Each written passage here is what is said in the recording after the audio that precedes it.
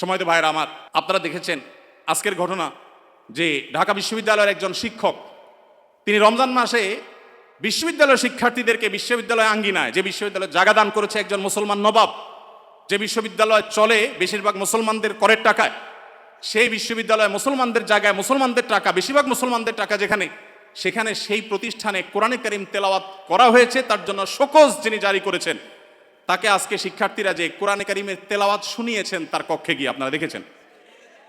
অবাক করা বিষয় কি জানেন, এদেশের এক শ্রেণীর মিডিয়া এটাকে নিয়ে সমালোচনা করে বলছে যে জোর করে কোরআন শোনানো তো ঠিক না। নীতিবাক্য শুনেছেন? জোর করে কোরআন শোনানো ঠিক না, মনে হয় যে জোর করে আয়না করে নিছি।